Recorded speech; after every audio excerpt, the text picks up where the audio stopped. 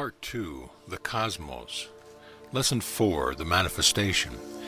This is the arcane teaching regarding the process whereby the unmanifest becomes manifest, the latency becomes activity, the possibility becomes actuality, the potentiality becomes reality, the promise becomes fulfillment. Listen to the aphorism. Aphorism 6. During the eons of the cosmic night, the law dwells alone in solitude. The cosmos remains resolved into its condition of the unmanifest, the infinity of nothingness. Then comes the dawn, when the law superimposes the infinity of nothingness and causes the unmanifest to become manifest, the nothing to become everything, latency to become activity, potentiality to become reality, promise to become fulfillment. At the extreme swing of the pendulum of rhythm, at the point of the cycle in which end fades into beginning, the climax of the cosmic night is reached in the form of absolute rest, extending over eons of time. Then after the eons of the absolute rest come the first activities of the future cosmic day. During the cosmic night, as the aphorism states, the law dwells alone in solitude. The cosmos remains resolved into its condition of the unmanifest, the infinity of nothingness. Then begin the first stirrings of the birth of a new cosmic day, which the aphorism describes as follows. Then comes the dawn, when the law superimposes the infinity of nothingness and causes the unmanifest to become manifest, the nothing to become everything, latency to become reality, promise to become fulfillment. Let us consider what is meant by the words of the aphorism. The first step of the new activities is indicated by the words, the law superimposes the infinity of nothingness. These words, at first consideration, would seem to indicate a decided action of the law in the direction of superimposing infinity. But such is not the arcane teaching. The teachers hold that the law exerts no different degree or kind of power at the period of the dawn than at the period of dusk, no more at the period of high noon than at the period of midnight. During the cosmic day and cosmic light, the law is unchangeable and constant in its power and influence. The difference is caused by the cyclic swing, or rhythmic movement, in the cosmos itself, manifest or unmanifest. The law is over and above rhythm or cyclicity and any of the seven laws and is changeless. The cosmos, on the contrary, is under the seven laws superimposed by the law and is changeable, constantly changing. The difference in the degree of power received from the law is due to the changing condition of the cosmos or infinity. In order to understand what has been said, let us imagine a mighty magnet, constant in its power and invariable in its manifestation of magnetic force upon all within its magnetic field. Then let us imagine an infinity of infinitesimal particles of steel filling, separated from the magnet by a glass watch cover. Let us suppose that owing to the operation of some unknown magnetic law, the receptivity of the steel particles changes in rhythmic periods or in cyclic recurrence.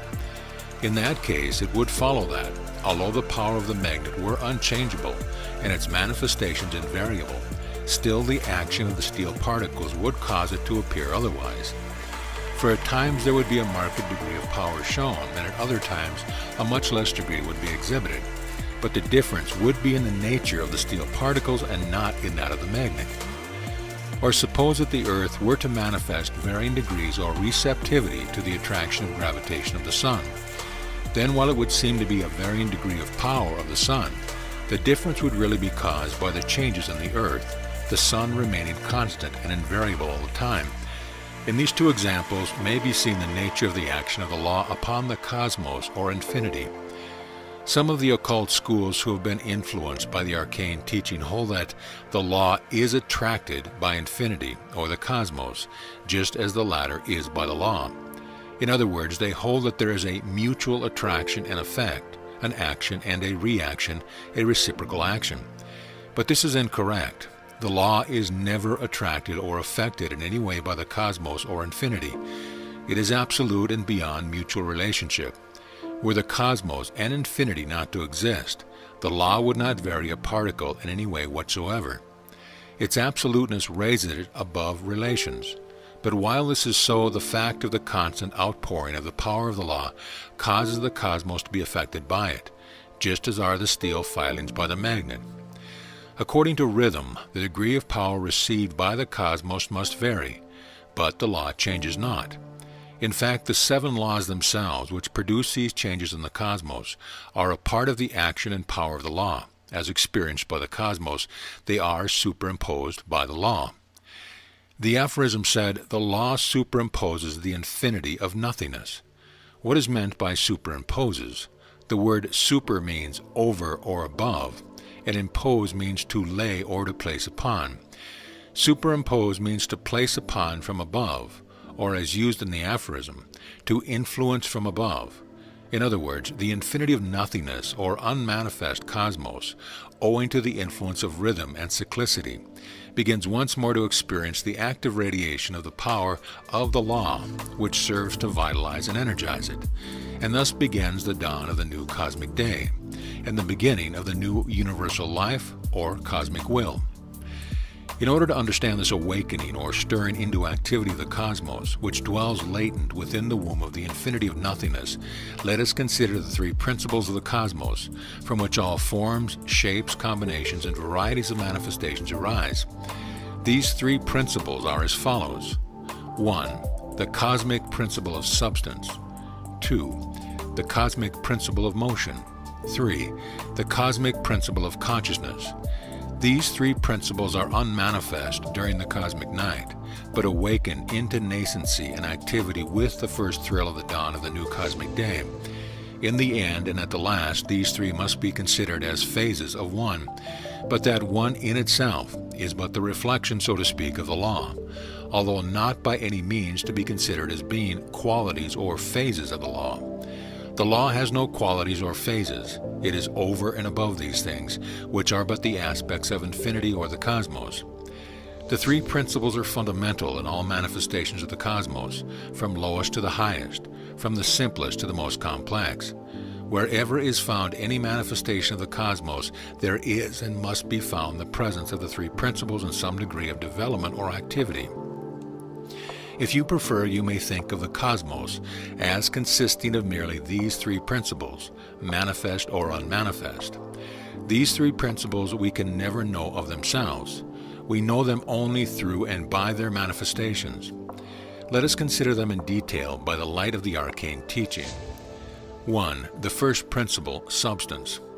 Substance, as the term is used in the arcane teaching, means the underlying body of things, their material quality. Everything that is manifested in the cosmos has its body or material quality.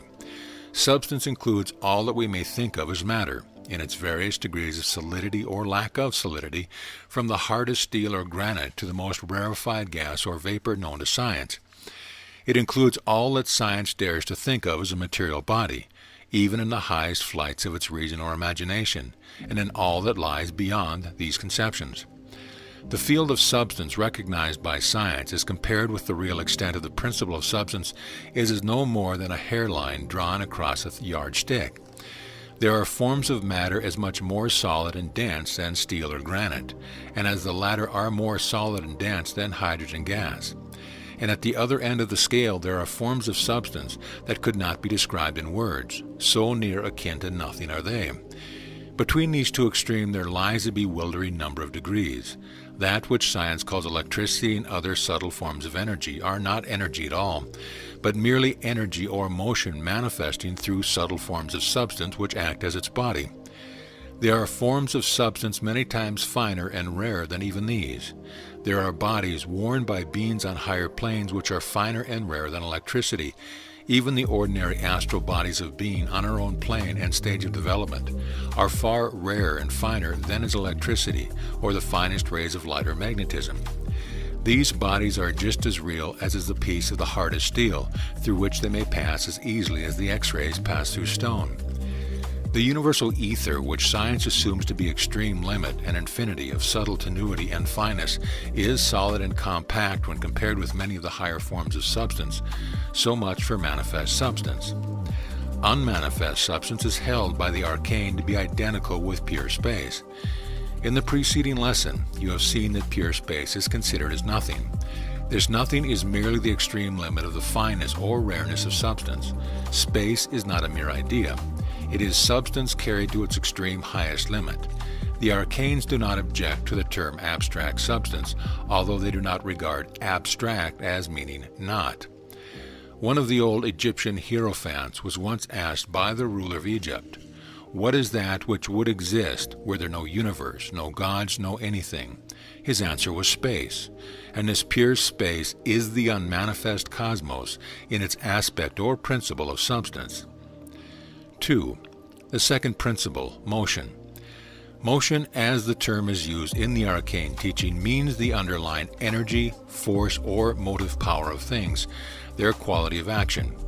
Motion in the arcane teaching is the principle in which is gathered the cause of all that we now know under the names of energy, force, motive power, action, activity, attraction, repulsion, or any and all kinds of degrees. Without motion, there could be no activity, energy, or force of any kind. We are familiar with many manifestations of the principle of motion, such as gravitation, cohesion, chemical affinity, electronic attraction, expansion, contraction, centrifugal and centripetal force, the motive force or energy of light, heat, electricity, magnetism, the energy of ultra-electric rays, etc.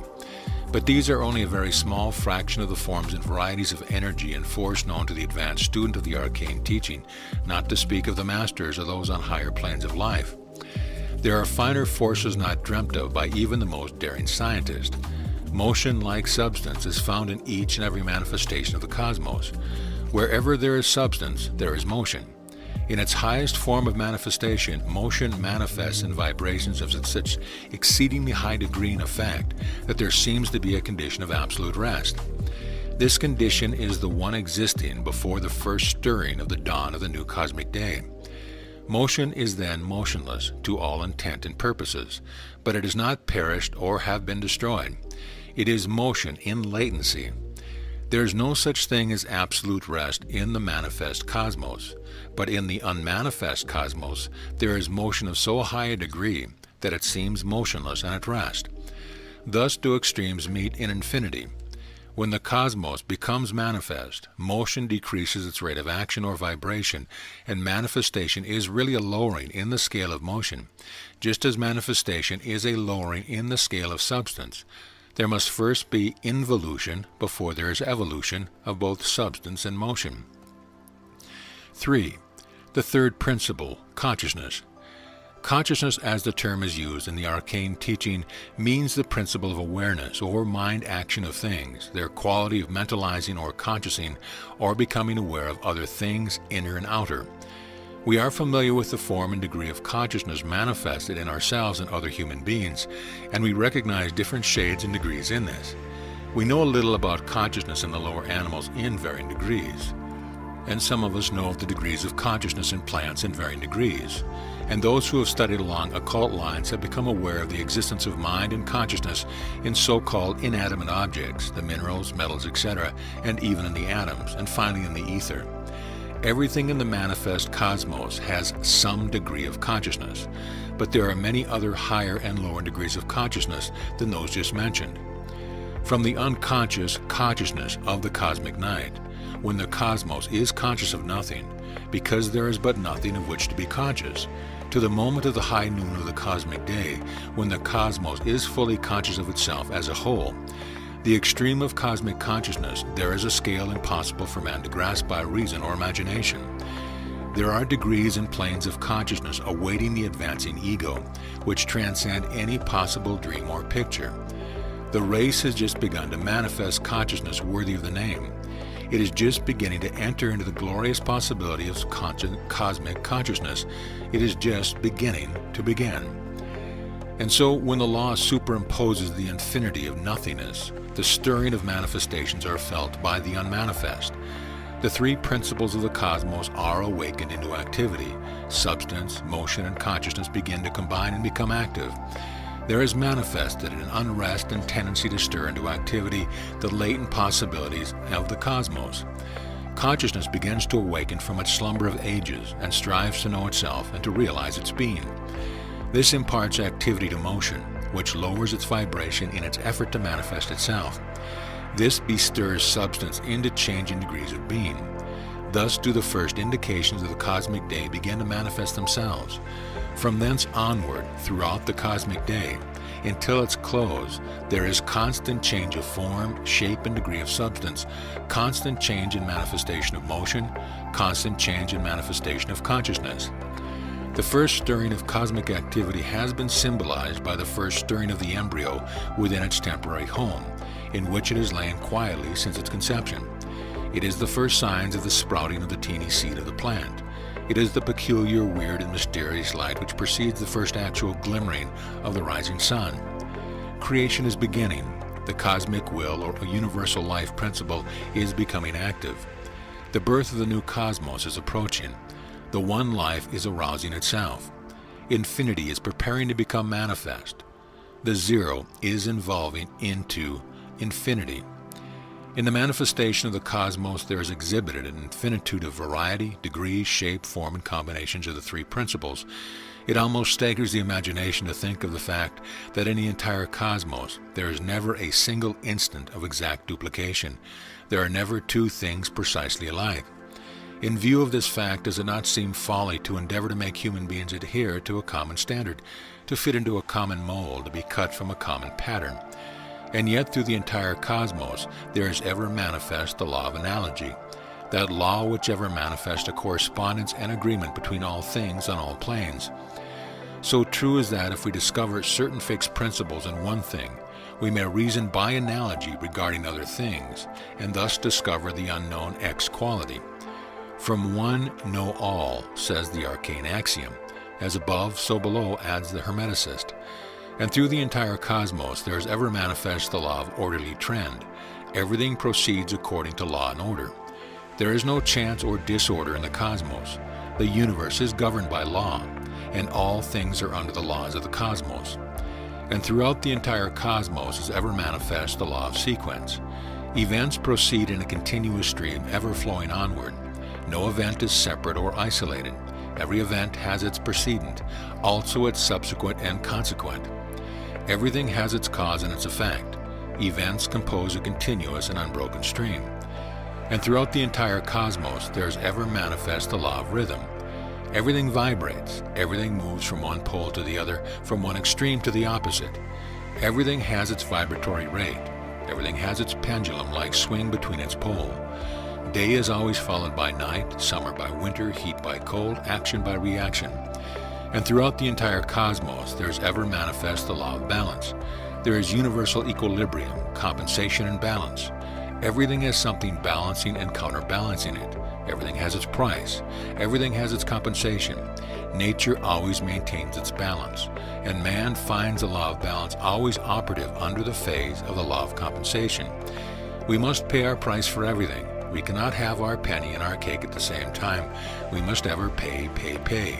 We can never get something for nothing. And throughout the entire cosmos there is ever manifest the law of cyclicity. Everything moves in circles or cycles or spirals. Worlds, nations, people, and individuals travel in cycles. The strong converts the cycle into spiral. And throughout the entire cosmos there is ever manifest the law of opposites. Everything has its opposite pole. Everything has its other side. Everything is a paradox. Everything is and isn't at the same time. The law of polarity is one phase of this law. In it is locked many arcane secrets.